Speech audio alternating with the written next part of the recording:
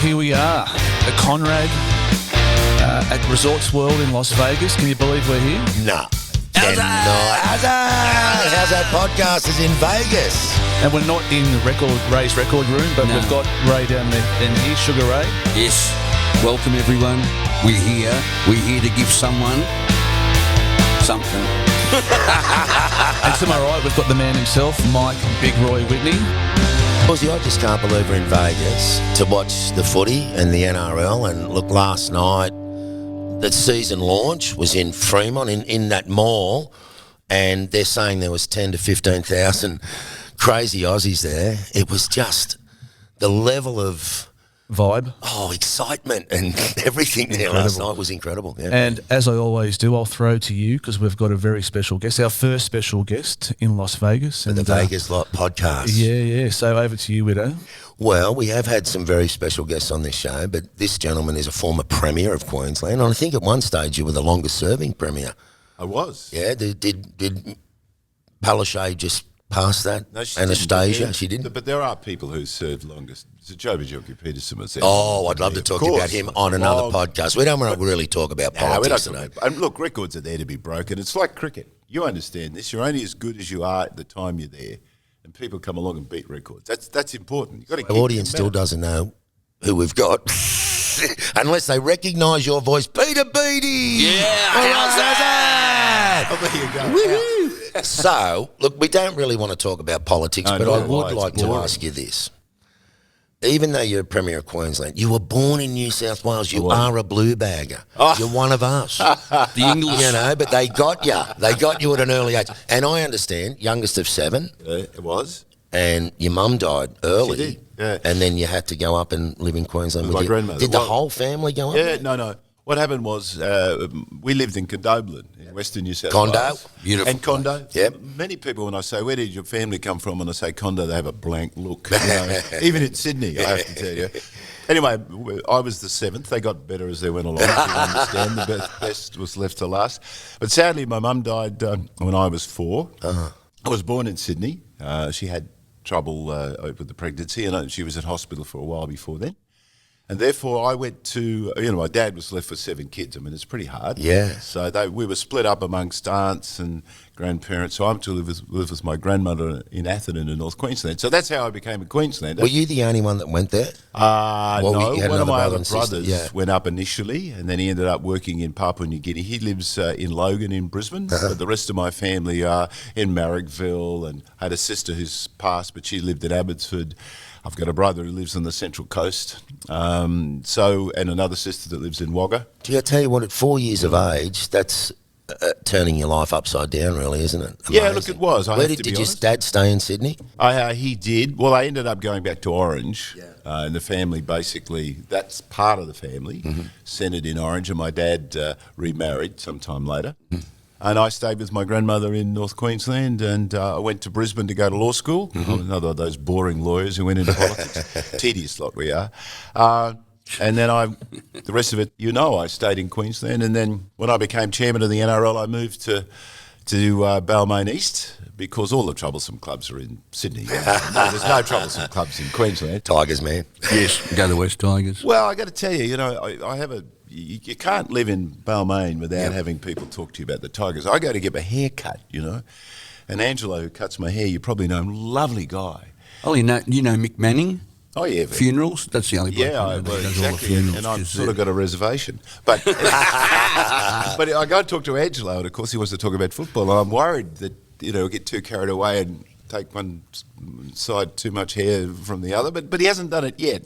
But he's got a big photo up there of Wayne Pearce. So I got to look at this fellow commissioner of mine. He's up there with all these guys. And I tell him what a wonderful guy Wayne Pearce is. And he says, yeah, I know. I wish he was back, He is a good guy, Junior. We love him. I'll just jump in quickly. You did an interview a couple of years ago with some good friends of our podcast. Full credit to the boys.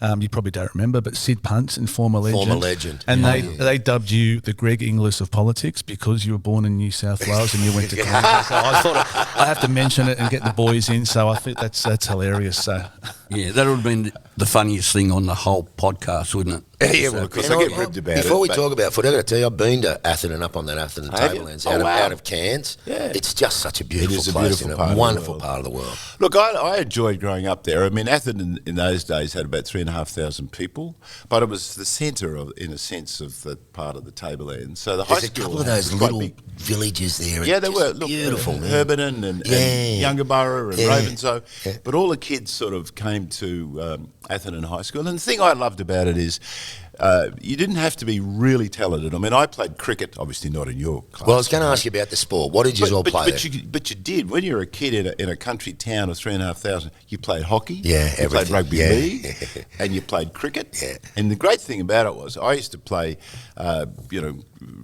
sport for the school, and then you'd go and play for a club on the weekend. Yeah. So you'd be cricket, rugby league, hockey. Because North Queensland was very strong in hockey. Hockey's not such a established sport in some people's minds these days. It was much bigger when I was younger, for sure. Yeah, very big, and I loved hockey. I didn't know they played ice hockey. No. Can you imagine ice hockey in the tropics? Oh, sorry.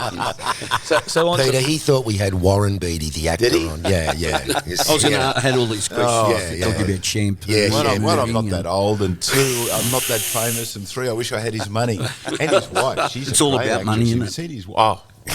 So talking rugby league in your junior days, what was your position that you played, and what was Look, I played in the centres, would you believe? And as I got older, I moved to the forwards. That's what tends to happen. That's right. But I loved playing in the centres, and because football then was just something I loved doing, and the thing that was great about it was a team sport, and everybody sort of enjoyed the game, and you'd come off. There was there was hardly anyone there to look after you if you were injured or anything. You'd limp off, and you couldn't be a wuss, so you had to get over the broken leg and the twisted ear and all the rest of it. Because you could always come back in the second half, can't you? Could, but you had that sort of, rub a bit of, smell. The special cream. That special magic. You walk into that smelt, didn't it? A pharmacy or a brewery. Beacon Brewing. But it was great because it was the camaraderie ship that was in it, and I played. When I went to university, I was lucky because we didn't have any money, but I won a Commonwealth scholarship. You'd remember those, yes? Because we had the seat out of our pants. We just didn't have any money, but luckily I got a Commonwealth scholarship, so I went to University of Queensland to do law. And I played for college. St John's played rugby union in the college competition, but I played league for the university. There was a league team as well. Much preferred league, only because it was a much easier game. It was straight up and down. You understood it. I mean, with rugby union, you need a PhD and you need several people to understand the bloody rules. And they're all university graduates. A referee, so I didn't. Yeah. Well, that's a good point on Vegas. Trying to sell the game to Americans. I think if I was an American looking at rugby union or rugby league straight away, you'd like the league version. Yeah, much easier to understand. I mean, my wife and I were in the States for 7 years because I was a trade commissioner and then I'd work in universities. And you talk. Was that a good gig, being the trade commissioner? Yeah, it was. Except that was for Queensland. It was, yeah. It was a hard gig in the sense that it was based in Los Angeles, which was the wrong place to base it because Queensland's mining services. And I recommended when I retired it be moved to Santiago in Chile, which it did do, because I used to spend most of my time in Latin America. Travelling, go down there with engineering companies, bucket companies that made buckets, on mine sites, people that could settle dust buckets. And do all the health and work and health safety things. Big buckets, right? To move going. Anything else besides to do mining? Mining to those ice rinks, but they. Thank you. Anyway.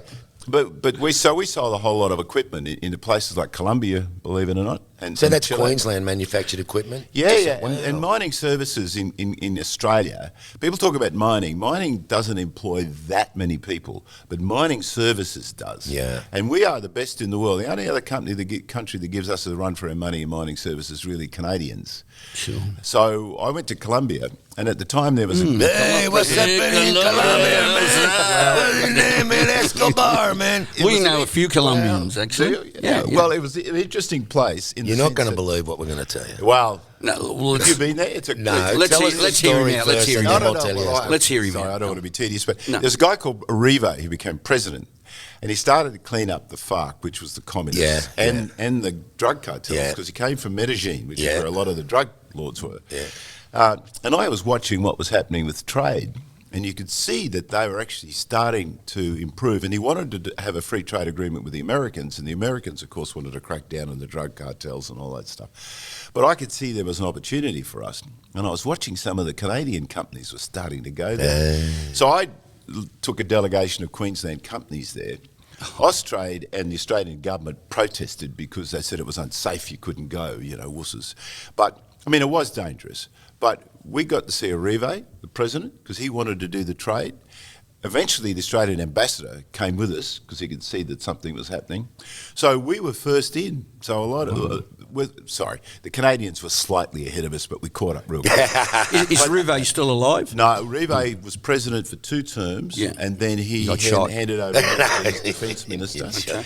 And then he's still around politically, but he's not there because they have term limits in Colombia. But anyway, we took a whole lot of Australian companies in who are still there. Companies like Austin Engineering, I assume they're still around, and companies that do make buckets processing.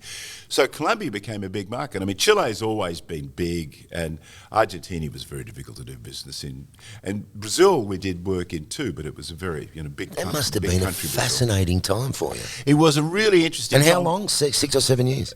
No, I wasn't there though. I did 2 years. Oh, yeah. But I loved it because it was actually getting jobs for Queensland companies. And we obviously ended up helping other Australian companies because you'd work with the other trade commissioners.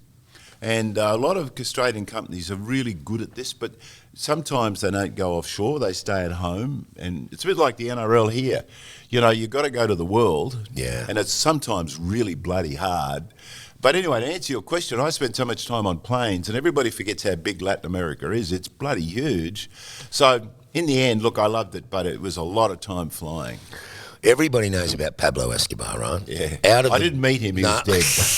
Did you find any of his money? But out of the blue, and Andrew following some people on Instagram and social media, there's a lady who hands out cricket kits around the world. She gets them donated, and she lives in Adelaide. So Andrew was sort of talking to her on Facebook. And then Roberto Sendoya Escobar comes up. So out of nowhere, Andrew sort of touches him. And this is Pablo's firstborn son, who was taken from Colombia by an MI6 agent, grew up as Philip Whitcomb, plays rugby and cricket. He's now in Mallorca. As an artist. We rang him in Mallorca and got him on the podcast. What was he like?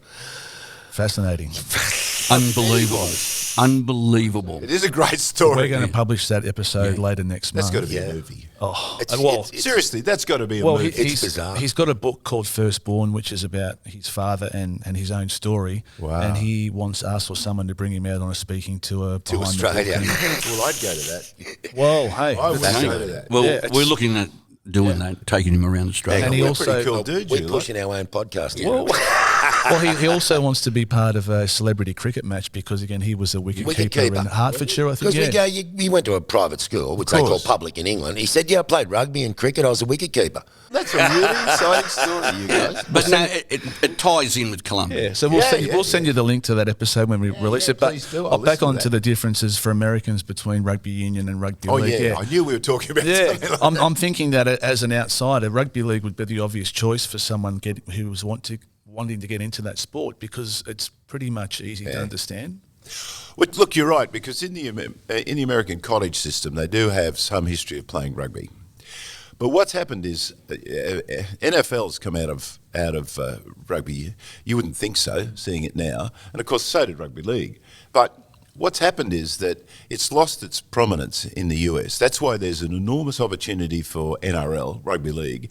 And because rugby league's such a straightforward game, as we said before, you need a PhD to follow rugby union, and the referee is the most important part of the game, which I think is a pain in the neck. Unfortunately, yeah. So for me, and I've played both.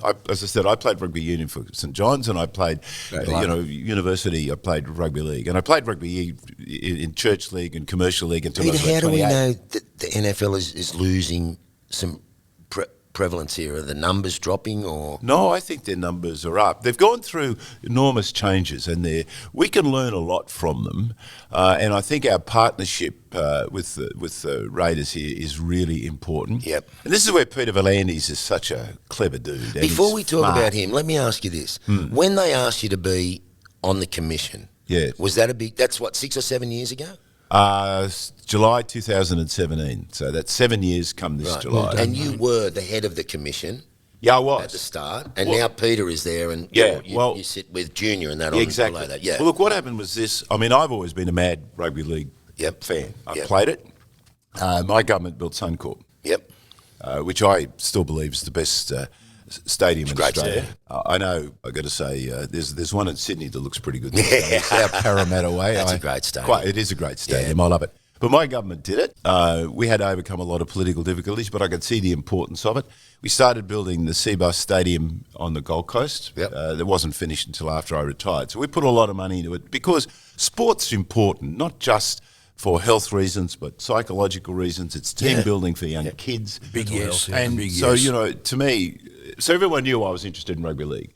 And the previous chairman had run into some difficulties, and he was a Queenslander. He asked if I'd go on the commission, and I'd become chair, which I agreed to do because I just felt that rugby league could do better than where it was because there were quite some fights going on. And it was a good money earner. Yeah, and we hadn't. They paid. $2 million a year they offered you, didn't they? We had to take a long-term view. So I came on the commission, and then I became chair, and that's when I moved to Sydney. And I was chair for almost 2 years. And can I ask you this at the moment? For the people who are listening and they don't actually know what the commission does, it sits above It does. It's the NRL. It's the governing body. Yeah. You've got to be independent to be on it. It was set up after the fight with Super League. Yeah. The reason to do that was to have an independent group of people who could make fearless, tough decisions in the interest of growing the game. To move the game forward, yes. So now, I was on the commission for 2 years, and my son, who you met, he had twins. And they were 25 weeks and 3 days. And I don't talk much about family things for obvious reasons. No, good.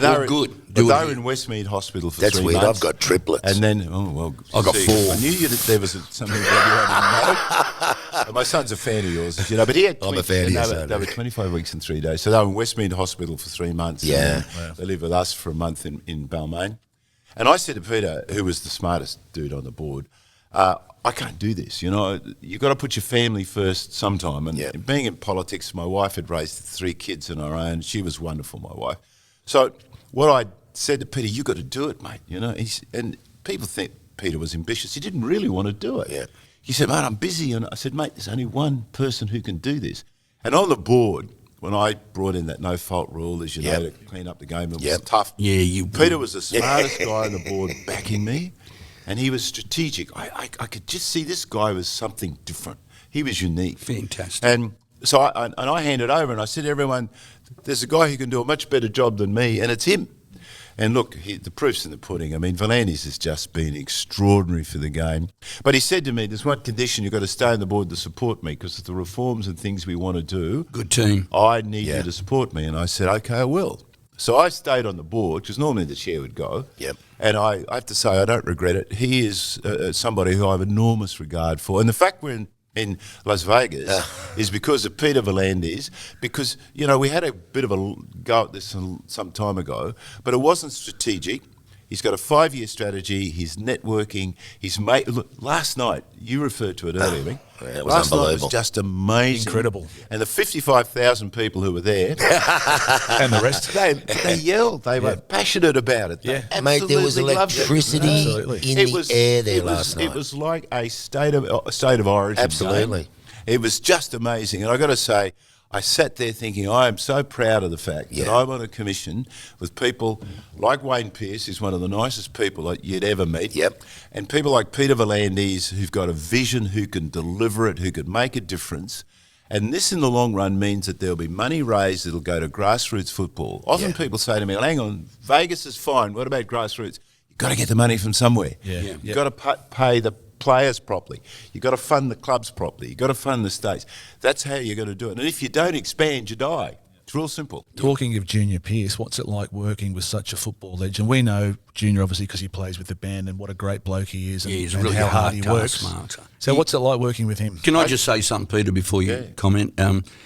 When I first met up with Junior, we'd do rehearsals and he'd call it training. And if someone made a mistake, he'd want someone to do some sit-ups or push-ups and do a 400 metre. Now, does he get you to do that kind of stuff? Because we're going, Junior, or someone's at rehearsal not playing well. He goes, mate, you need to get someone else. I said, we're doing it for reserve grade, can you? So just looking around here, I can see you do your push-ups. I can see the muscles sort of rippling can you see around. that? I could just see it. He never makes any mistakes. That's why. Well, that's right. Yeah. Look, I've worked with a lot of people in my life, and Wayne and I were on the International Rugby League board together for years, just him and I. And because you had to do meetings to fit in with the Brits and the French and everybody else, you'd be up at bloody late at night. And, you know, you had to be careful. You've got to watch the Brits, you see. Something had come up late at night. The only two people who were on were him and I. Because Wayne was always there. He was like when he was football, he was a great defensive player, as you know. He was always there. He never was off. As to a guy, I got to say he's one of the nicest people I've ever met. I love working with him on the international board. He and I eventually got off Peter V'landys and Andrew Abdo, and that was a blessing. And we're now on the commission together. But he is a dedicated rugby league person, a great heart, a good individual, and he like V'landys. That's enough, mate. You made me sick. I'm feeling sick, man. I met a lot of footballers. He's probably the nicest guy I've met. Oh. Him and Brad Fittler are good people. Yeah, Freddie's a lovely bloke. He's like not that to that level. Come on. No, just on Vegas and how that's all happened, and we were doing a bit of research and listening to Andrew Abdo as well, who seems like a fantastic bloke, and just the team that you've got. V'landys, Abdo, good team. Yeah, they just seem to. What about the surnames? Abdo, V'landys. Abdo's Lebanese. Warren Beattie. No, sorry. Ray Nosty. Warren. He's got Warren. Don't be embarrassed, Peter. Sorry, Peter. You know, it's like it's like legend. a 5'8" halfback combination. V'landys and Abdo. Because, that's what it is. Because Andrew's actually running the business. Yeah, isn't he is. Yeah, and he's got the 5'8". You know, it's going to get through. You know what it's like. On That's a great team. Sorry. No, so on the International Rugby League board, because Ray and I, we actually got Troy Grant coming up in a few months to interview. Troy Grant. Oh, Troy. Yeah. Does he still work with you? Yeah. Oh, you weren't sure? Because I think he stepped down, and they're looking for someone to. He was a chair. He was a chair for part of the time we were there. We had two chairmen prior to him, but Troy came in. We got Troy up as an Australian to give it some direction and common sense. Because fantastic. like us Aussies do. Yeah. Well, Ray and I are massive fans of the international game. We often watch the small, obscure nations play rugby league, like Serbia. I had to get this in. Serbia. Well, Serbia's mad about it. Yeah. Absolutely are. They're tough boys. And Turkey? Yes. Turkish. Oh, really? The Turks are as well. Yeah. They were, I think France took, for the first time in 70 years, took a side to Serbia a few months ago. But we've taken on a second team here at How's That, the podcast. We have. From the Czech Republic. They're called the Mad Squirrels. Have you heard about the Mad Squirrels from the Czech Republic? I know the Czech Republic played football. I didn't know about the Mad Squirrels. I'm a bit nervous. No, that's that's side. And when the Mad Ray Squirrels, wouldn't lie to me. Dawsey was talking about the Mad Squirrels, and I said, have they actually got the squirrel grip in their defensive line? You just go in. Got another tactician. A while ago, we had Sean Hampstead on, the referee from and we said if you're looking for another gig and get back into rugby league, we'll see if we can get Troy Grant to send you over to the Czech Republic. Maybe you get a few games refereeing the Mad Squirrels. So. He was keen, wasn't he? He was. There's a team in the Ukraine as well. Yes. Yeah. And I think Channel 9 had Yes, it was on featured. 60 Minutes something. Yeah. So the game, like I'm into those minnow nations. Because Cleary has some Ukrainian ancestry. Correct. And he was on, and he was very good. He was encouraging the team. Yeah. He's a bit of a class act, actually, Nathan Cleary. I like him. Yeah. I think he's a good person. I'll tell you one person I think's been treated probably, well, I shouldn't say that. One person I really like, I've got to be diplomatic, is Brad Fittler. You know, he coached in New South Wales, and I support the Maroons, as you probably gather. Well, you have to. It's a tough gig, unfortunately. It's a tough gig, I guess, He was such a good ambassador for the game. Yeah. Oh, great A player. lovely man. The deal with V'landys that I had was that some of the interstate promotion, like State of Origin, I'd still do because he's flat out. And I did one of those in Melbourne, and Brad Fittler stayed right to the end, talked to every journo, was really diplomatic, great television presence, a really nice guy. Well, I believe Freddie and I think Andrew Johns were going over to Fiji at some stage a few years ago off their own bat, trying to promote the game as well. So, they're doing... They do, and they do a lot of country stuff too. They get out, talk to country kids, encourage the country clubs. You know, there's no mileage in it for them. It's they're putting back into the game. And that's what you do when you want to get away from your partner. You just go to the country, Go to Fiji. interstate. You just go anywhere. Vegas. I had to bring them. taking a few footies with me. I want to talk about Vegas. All right. No, can I just one more last thing? All right, well, just one. The North Sydney Bears. Yeah. What's happened, Buddy? Anything? They're still in With North the Bears? No. Anything happened with the Bears? Ray's wife, Peter, is an absolute tragedy. She had her Bears jumper on last night at the gig. Look, they're a great club. You know the history. I'm not going to go through any of that. Look, there's possibilities. Western Australia, Perth is putting in a bid. The Premier over there has been talking with Peter V'landys. Look, we need to marry a few clubs together, and it would be lovely to look at that as a possibility, but a lot of work still to be done. We are looking towards 20 teams long term.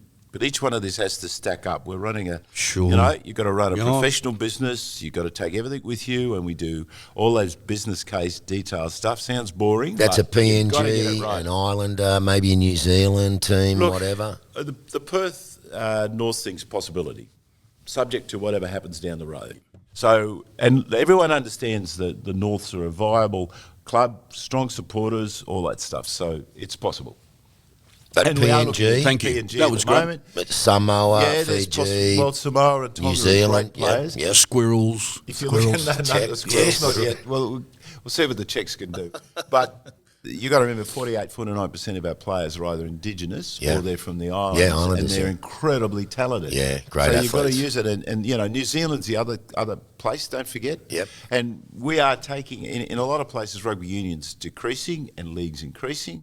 So you've got to look at your base. And they are made for rugby league, aren't they? The Islanders. They just got the body, haven't Great they? athletes. Short legs, big body. Great athletes. I think on that Samoa, the fact that they did so well at the last World Cup. Oh, wasn't that fantastic? Yeah. It's fantastic because also in rugby union, the Samoans probably aren't going to make the final, so that's going to attract more fans in Samoa to rugby league. And, But the Samoan story is a great one because I was at the World Cup because I was still on the board then, and I was still on and what happened was that the English gave them a hiding in the qualifying. Yeah. They turned around, knocked them out, and went into the final. It was great. I thought, but I mean, Australia's just too powerful. But you know, in the interest of it all, look, I'm obviously a proud Australian, but you got to have competitions a bit closer. I mean, New Zealand beating Australia was actually not a bad thing for the growth of the game internationally.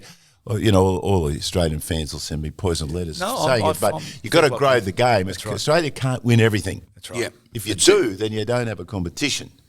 And that's why the great thing about, you know, the NRL competition is, even though the Panthers have had 3 on the trot, I mean, you look at the closeness of the competition. Yes. Anybody could win. Yes. I mean, look at, you know, the Rabbitohs didn't make the finals last year, nor did the Roosters. That's right. Yeah, they're both great sides that could easily have won the competition. Absolutely. That's for sure. One more thing on the international game before we move on to Las Vegas is that we do have the ex-president of the Canada Rugby League coming on while we're here. Yeah.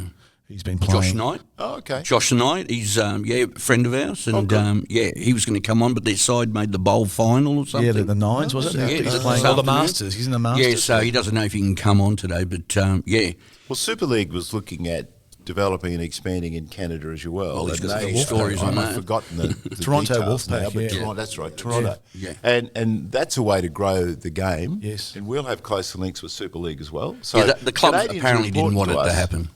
And they speak English. Well, that's a good thing, isn't it? Well, it's a funny accent, Or but they gibberish. do speak English, except for the French parts, and they're very. But the French played rugby league as well, so that's a double whammy. That's mate. good. Well, I'd love to see the French be strong again. Yeah, well, they were in the Super League grand final for the last 2 years. Catalans? The Catalans with were, juniors, So they're all young good. fella Mitchell as well. Yeah. He was actually really good. Yeah, absolutely. So you want to go on with Vegas? All right, Vegas. 5-year deal. Yep. You've got to come to the state of Vegas. You've got to come to Las Vegas. You've got to talk to the mayor here and say, this is what we want to do. Can you guarantee people are coming? Well, we're hoping. We'll advertise, do as much as we can. How risky was it? And is it all about us being on Fox 1 to show our brand, the gambling behind the whole thing? I mean, all of that's got to play a part in to why we're here. You've hit 3 nails on the head and they're all correct. Okay. Let's go through them. Firstly, it's high risk. Go widow. Yeah. But you had if you don't expand your diet, Volandi's it's a vision or vision, it's a vision, and then selling that to you guys, and the commission. I mean, well, look, at the end of the day, Peter's the leader and a very good one. But we're all hardheads. I mean, we're independent. We're put there to do a job, and it's a very talented commission. And we've talked about Wayne. People like that are there. And we've got a good CEO, but if we didn't think it was a good idea, we wouldn't be supporting it. Right. It's that simple. I mean, it's all our reputations. It's all our love of the game. It's a big deal. And it is high risk, but when you've got someone like Volandi's, you can actually open the doors that need to be done. I was a trade commissioner here. I know how tough it is to do business in the US. A lot of Australian companies came here thinking it's the same as doing business in Australia. It's not. Having that as a background must have helped the NRL. Oh, look, I mean, I obviously have experience here. I came here to do deals, actually. One I obviously can't talk about. Because of the Colombian experience? No, this was... It was sort of a wealth of experience, and I'll include that in. But we did deals here. We were doing one deal here in Las Vegas, and they're pretty pragmatic too. They want to see numbers. Now, we got 15,000 Australians here. They wouldn't come without us. So we've got something to sell, therefore we want something back. It's the way the world works. And I'd imagine when it's all over, they're going to do the sums and say, well, that injected $50 million or $100 million Absolutely. into our community over that 2 weeks. I think that's exactly and bring how it back do next year, there'll be money, more. That's right. And next year when we come back, we'll say, well, we gave you 15,000, let's see what else we can do. And that's why the partnership with the Raiders is so important. That's why the stadium is so important. But that's why Fox is so important. So let me come to your second point. We couldn't do it without Fox. And Lachlan Murdoch, Patrick Delaney, all those people are critical to us. We help their business. They help our business. And that's the way to grow. And we are lucky. Peter, again, is an enormous networker, very good at it. Third thing about gambling, yes, it is. The laws on gambling in this country are changing. Sports gambling has not been allowed. The law is now changing. You can gamble in some states. Some states you can't, but eventually it'll go to all states.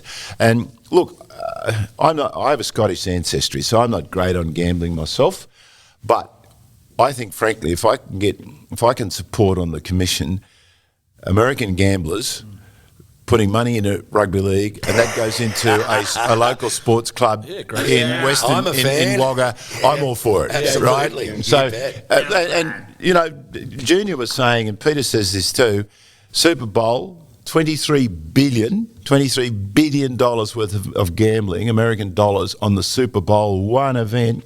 Just give us a tiny, tiny slice of that. On that one game. One game. $23 billion US dollars. And don't forget, sports betting is not universal across the US yet. So, look, we'll get our critics about gambling. I understand that. But this is an American money, and they're going to spend it anyway. Let's get a slice of it. No, Vegas. Why that Vegas? was the only place? Look, you've got to find somewhere where you've got synergies. You've got to find an NFL team that you can partner with, and NFL Raiders, have been fantastic. Let's say that. You've got to get a good stadium, fantastic stadium, but you've also got to find somewhere that will partner with you. Now, Vegas has been aggressive. If you look back at the history of Vegas, if you went back 20 years, you wouldn't have the sports that they now have. They're trying to turn it into a sports hub, aren't they? They have. That's exactly right. They have changed. So they're aggressive about partners. So it all works. And now we've got Lachlan Murdoch, Fox works. Maybe if you tried to do this... The timing was pretty good. Perfect. You're absolutely right. Maybe 5 years ago you couldn't do it. And 5 years ago we didn't have Volandi's. So the whole thing's come together. People talk about that terrible cliche of a perfect storm. Well, it is a perfect storm. And if it means money for Australia, it means growing sport. And don't forget, we've got a growing women's game. The women's game, that was his next one. Was it? Well, the women's game needs more money because, it's increasing their ratings. More people are watching it. I love the women's game because they play really good footy. Kezi Apps is my favourite. Well, Tamika the point, if we can find more money to put into the women's game to grow it, then that's great because the fastest growing part of our game is the women's game. Well, this was going to be my next point. I was out on the town with our fantastic sponsor over there, Dion, from Eakin Brewing Company. We were checking out a few local... Is that in Hornsby? It's Hornsby, and a great place it is. But we were out and we were talking to this American guy, long story short. His wife plays rugby. They live in Colorado somewhere, and they were going to go to New Zealand and check out the rugby over there. And then he said there's no women's NFL competition, or women don't play NFL here. Right? Oh, we used to watch the lingerie. That was good. Yeah, it was lingerie in it. So straight away. Yeah, It no, was, true. years ago. True. It was very good. They were very great athletes. Honest. They could really tackle, run, pass the ball, and really good body parts too. In lingerie. It's like the naked news. I love him, but I'm not sure when he's serious and when he's not. You've got to send me aside. No, that's true. It's true. It's true. Ray's Yeah, just I having a subscribe moment. to it. Let's Ray have a moment. Do You you want okay? me- You all right? Hang on. But my point being is that there is a ready-made market of women who don't play NFL. But That's right. the game is made for women. Like so, that could be a huge sector. But look, I'm old enough to say we've all grown up. We accept now, thank goodness, that women are as talented athletes as men, and they should be given the same right to have the same opportunity and eventually, in the long term, paid the same amount of money as men.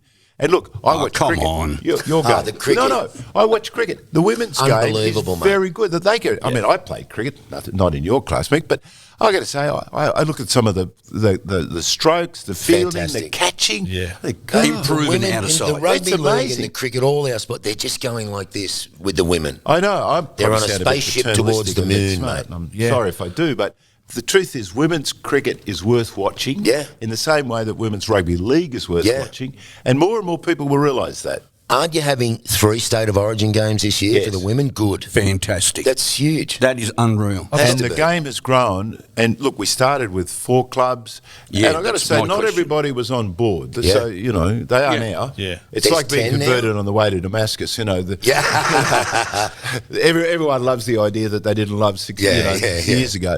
But it is going, and women are demanding to be given the same, Are we going to get the same amount of? Do you think? Not for a while, Or but is it will grow. Is it to do with It will money grow. or is it to do with talent? Do you think? But you've got to remember in rugby league, what we did, we started slowly because what we wanted to do is to make sure that they were trained properly and they could tackle without being hurt. Doesn't matter whether you're a boy or girl. If you don't tackle properly, technique. you get your technique. Yep. Got to make sure you skill everybody out, boys and girls. So I'm not being sexist here. So we wanted to build it slowly, which we've done, increase the squad till you get to the stage where they're not going to hurt themselves. Because the Commission has a responsibility about player safety and player welfare, which is why we spend so much time on concussion and all these things. Gee, that's a These big challenges. issue now, isn't it? Massive. But we are looking at the best science, Yeah. the best techniques. That's why we've brought in all these rules about, where you can tackle, where you can't. I mean, a lot of the old stages thought we were, mob of bloody sissies. But at the end of the day, there's no much point someone having a brain injury having played our game. We've got a responsibility for life for them. Yeah, so on that too, we know that Junior was telling us he went to Philadelphia. Junior's leading this, and there's not a better person to do it. And we've had there's a brain institute in Queensland, which my government set up, I should say. They're also putting input. But Junior's in charge of it, and he's looking at the best science in the world, which is why he went to the University of Philadelphia. And that's in Philadelphia, is it? Yeah. And we've had the guy present to the board by video. Anyway, it's up to Wayne to talk about this, not me. But Wayne is leading on this, and we are going to do everything we can to protect our players. Yeah. So on to the game tomorrow, or the games. How many tickets have been sold so far? You think 40,000. Wow, that's good. You know what? Valandis is amazing, He and Abdo said, 40,000. We've got to get to 40,000. And because the last time we played here, there was 2 men and a dog watching, and the dog wasn't sure what day it was. So had a good time. He did. The dog had a great time. He ran around in circles. Yeah, that's right. That's right. But now we've got to 40,000. So, I mean, that is fantastic. So that was the number It was. that Valandis had, and he said, so would there be 20,000 Aussies in that 40,000 maybe? I'm not sure. I know there are 15,000 Aussies came across. Yeah. So I can't tell you, to be honest, because the numbers keep changing. Yeah. But Andrew Abdo will know. But we got to 40,000, which was the test. Yeah. And that'll look great on television. Yeah. And as you know, we've got it on primetime Fox too. Yes. The games. So look, it's just Huge. fantastic. And I believe the game has made a record profit too in the last year, or the financial state of the game is better And than we it's started ever to been. buy some assets. And look, Let me take you back to COVID. I mean, COVID. Why were you my sick, were you? understanding, well, no, my Did you get COVID? understanding No, was, I've never had it. You've never had it? No. my do you understanding, know- We North Queenslanders never get disease. my understanding was the game was on the bones of its arse. We were nearly broke. Absolutely. And now we're investing in properties and hotels and Well, I gotta tell you Food's that gone the up, COVID petrol's thing was the worst time I've been on any board or circumstances Yeah. because we were broke. Yeah. And How close was the game to going? We were within a whisker. Teetering. Wow. Had we not got the game back on the field, which again Volandis was the driver of, we were stuffed. Which was isolating teams in particular areas, wasn't it? All the protocols, Operation Apollo for your good mate, all that stuff. Yeah. He got it back on, and then what we did was obviously make sure all the deals and partnerships were in place, and we're in this position. Players have never been paid as much in their life. Clubs have got more money than ever before. States have got more money. The women's game is growing, and for the first time, we're investing for the future. So if we ever have another COVID, we've got some resources. Peter, it's only a short period of time. We're only talking 3 or 4 years. Yeah. I know. Which is unbelievable to go from being on the bones of your ass to saying we're pretty buoyant now. You know, that year of COVID, we had 32 meetings of the Commission. I mean, I thought I lived there. And I was on the risk and investment, the finance committee. And to manage all that stuff, which Volandis did with Andrew Abdo, is a real tribute to both of them, because we thought we went from being dead to being sort of, on the way to the stars. Do you think people know how close? I don't think people know. We're teetering on the edge of the cliff. They don't care, do they? People really don't understand that we were on the bones of our arse. Wow. And that was because, look, the game had not invested in things. Yeah. We now have 3 properties, 2 in Queensland and 1 in New South Wales, and it's an asset. It will bring revenue in. Yep. We share all that with the clubs. We share all that with the players. Everybody gets their fair share because everyone needs to participate to grow. So, and now we're taking the game globally. So it's such a short period of time. That is unbelievable. We're talking about 4 years, aren't we? I know. Yeah. Unbelievable. But I was watching an interview with Andrew Abdo and Aaron Woods this morning, just as a bit of background, and 40-minute interview, and just how passionate Andrew was about the game and the way he talked about it. Just, wow, we're lucky to have, obviously you guys as well, but to have him as part Andrew of it. is more important than we are. We're the, if you like, we do the vision. Yeah. He does the hard work, and he's part of the vision as well. The thing about it is Andrew has an accounting background. Peter Volandis has an accounting background, so they know money. The numbers. Yeah, you need numbers. As a lawyer, I've got to tell you, that gives me a lot of a lot of pleasure. It makes my job a lot easier. I've got a couple of accountants running things because at the end of the day, footy and other organisations have all gone pear-shaped because you don't have someone running the money. So important. I got to tell you, they're both as tight as a fishes. Are they really? Economy class? You know what I mean? Airfares? Economy class? I brought Poor that Junior was in the back with us.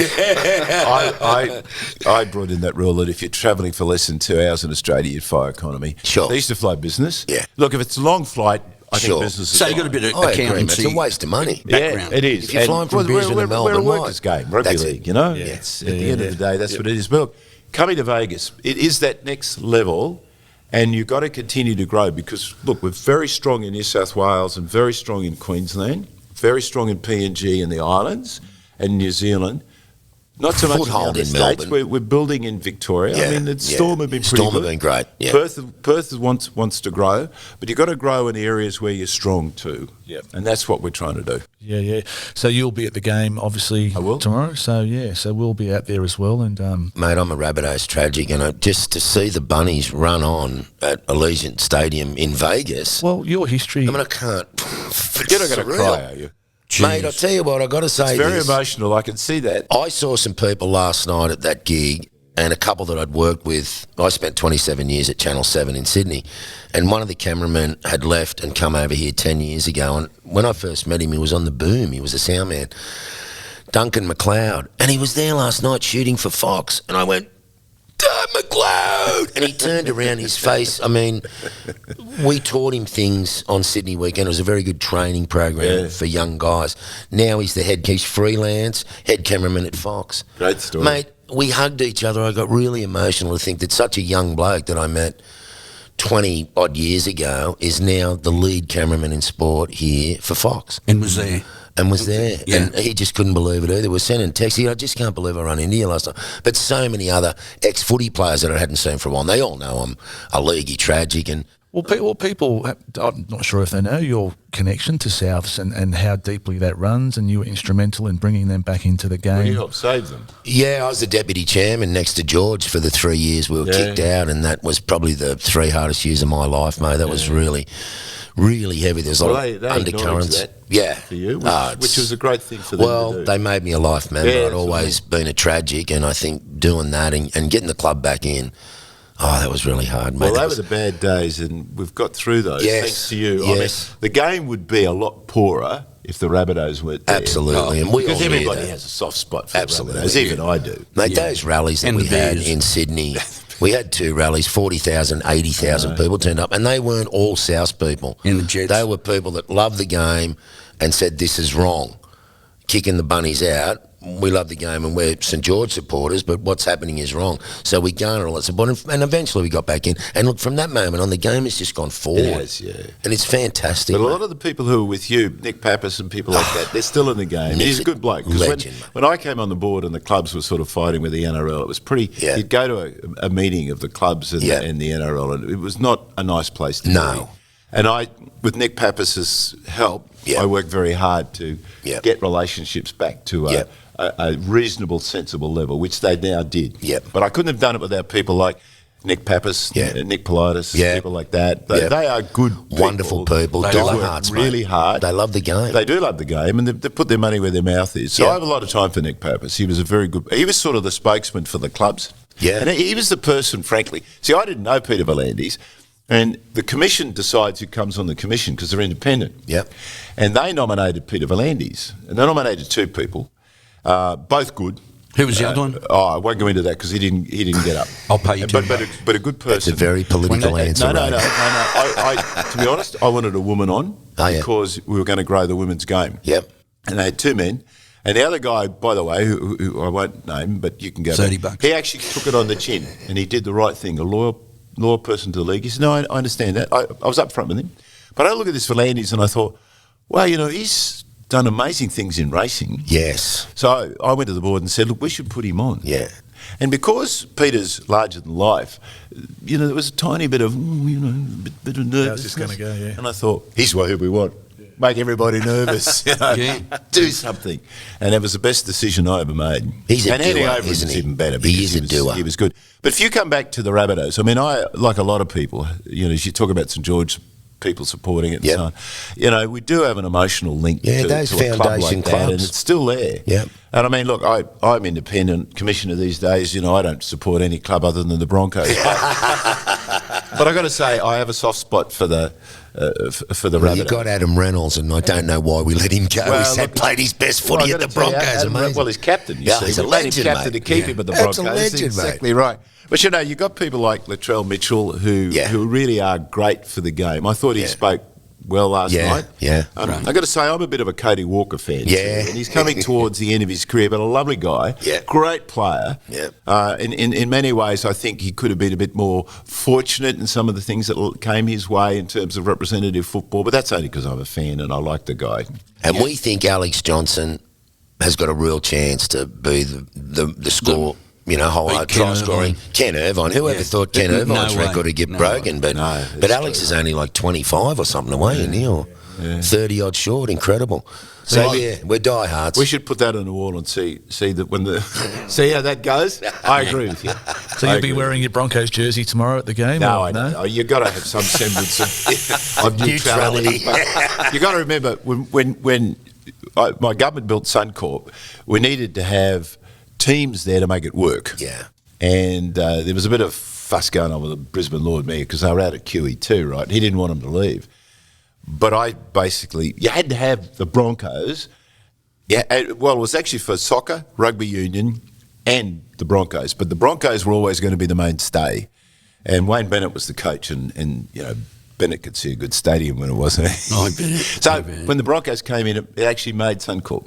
And now, of course, for them, they get huge crowds because it's a great stadium, which is why the stadium here is important, which is why Parramatta is important, which is why V'landys is right. New South Wales has got to grab it and do more stadiums in suburbia. We had 20, Leichhardt 25. Oval. Yeah, they've got to Leichhardt rejig Oval's all They've got those, mate. bloody fix that up. I go to Leichhardt Oval. Let's go. Yeah, they're the That's heart down and the soul road. of rugby league. But you look at Manly, great club. Yeah. But look, the ground. Yeah. You've got to fix those. It's the parking. But look, the truth of it is, if you don't get women on side, 100%. they're not going to go. 100%. They don't want to line up for 2 hours to go to the loo. No. And my wife won't. So nor should she. You've got to have stadiums where women are treated properly. They'll take the kids then if it's a community place. They'll take, and then guess who plays football? Their kids do. Yeah, that's right. So you win. It's got to be a community thing. Yes. One more thing on the stadiums, on Suncorp Stadium, the Magic You Round. can talk about Suncorp all day. I love it. just the Magic Round and how that's progressed into such a... And whose idea was that? Another Peter Volandi's idea, or a few people had the same idea? Look, I think Peter's been a driving force of it. So is Andrew Abdo. It's been around for a little while. Yeah. I can't remember the answer to that. We've done so many innovative things I don't remember. But all I do know is it's taken off and given the format under Volandi's. Yeah. And in the last 2 or 3 years, it's been a great success. In Queensland, it works in Queensland. Yeah.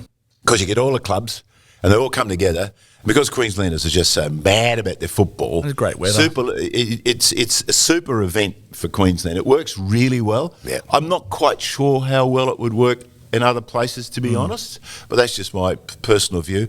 But I forget the history of it, but all I know is it's in the last 2 or 3 years under Volandi's and Abdo's it's become bigger than ever. Yep. And it just works so well in Queensland. Yeah. So, I've only got one more question off you go. for Peter. Have you I've got a got about question? Ray? 10. 10? Yeah. Okay. The game, mate, go on. Fire. We got one last Entertainment. question.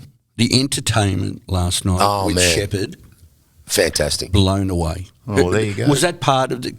Who organised that? That's what Andrew does. He does all that really well. And Andrew Abdo is superb. He's very, very good at it. He gets those stage acts, those things in between. Look who's here, eh? Look at the Pierces. Look Pierces out, have everyone. just come in and waved Eh? at the door. Yeah. Junior and senior. Look. Well, the brains of the show, the brains of the Pierce family. I thought that band, Ray, last night was great. amazing. I could not believe and they're it. Aussies Well, and you they're guys in. are experts, so... That's right. These Mate, guys are very accomplished surprised. musos. Okay, Yeah. well done. But Andrew does that. And what we realise is football's entertaining, but you've got to have a total entertainment package. And Then you've got to why get did the they right have band. the country band at the end? What were they called? The Someone Brothers? Stafford Brothers. Stafford Stafford Brothers? That's right. They're Australian. Are they? No, I have no idea. But Yeah, but... yeah. actually, Anyway, aren't they Australian? I don't know. Well, I they don't should know. be. But We'll they go were Google it. We'll Google it. Find out. They were doing DJ work and that. But it's all right. We went in to get a feed. We And need to check out whether I know what I'm talking about or not. It's obvious I don't. But No, I we thought can- they were Australian. yeah. I think they are. Maybe they are. Are they Australian? Stafford Brothers, Yeah. I think. I think they are. Yeah, I think they were. We try and promote Aussies everywhere. Yeah, it was just funny that they had this great band, and no offence to DJs, because they've got their own world. Yo, what's up? You know I'm happening. Yo. I said, hey, DJ, baby, yeah, won't you yeah. come downstairs? Yeah. So, You should be in a band. yeah, but it was just, I can't tell you, I just did not move, and I don't usually do that when I go and see another band. I just could not believe that But band. I'll tell you what it was. This is why you couldn't move. Ray plays bass, right? I didn't have any And drugs the anyway. chick was playing a silver bass in a silver outfit. Yeah. And she was really chopping on the bass, and he was just...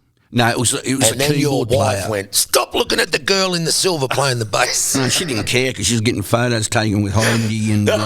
Heidi and Fletcher and everybody. In her North Sydney Bears In her jersey. North- she of had. course. She had to. Yeah. 'Cause Okay. everyone- yeah, anyway. So I had to ask, who was responsible? Yeah, Andrew does it. And just to answer you, which I think is the heart of your question, right, we actually spend a lot of time on it because the quality of entertainment's got to be everything. It's a total package. I mean, in the end, coming to Vegas, you've got to be in a good hotel. You've got to have good entertainment. We've got to offer a package for everything, not just the launch, but the actual entertainment and the stadium. It's got to be a total thing. You can't just be the game on. It's not just the players on the field. That's the highlight, but you've got to have everything else that works with it. It was fantastic. There was nothing better feeling than going for a feed after that in one of the casinos and seeing big Daryl Broman, the big man, come in there and just everything was gone. There was no food left for anyone else there. But, God, I went somewhere else to eat. My last question is it Friday today? Yeah, what day of the week? It's Friday. So the game's tomorrow. Yeah. Would you say right at this moment it's been a big success already? Look, the truth of it is, in the distant past, well before I was on the commission, they spent about 1.2 million launching this season in Sydney. Yep. And you probably had a bit of a ripple. We've got more than that. Oh. We've got a sensational launch. We've got coverage in Australia you wouldn't get. Yeah. The level of excitement and sport across Australia is very high. We've made a penetration into the American market. A lot more work to do. I'm not one of these people who gets carried away with a one-off. We've got a lot more work to do. But this has already been a success because we've got coverage we've never had before, ever. And we haven't played the games yet. And the game hasn't been played, you're right. Yeah. So, look, is it a success? Yes. Thank you. Oh, come on, man. Peter Beattie. What's warming up? Thanks for coming on, mate. Thanks. Fantastic. Thank you. We want to congratulate you as a commissioner for the work that you and Junior, and I've got to say Peter V'landys and Andrew Abdo.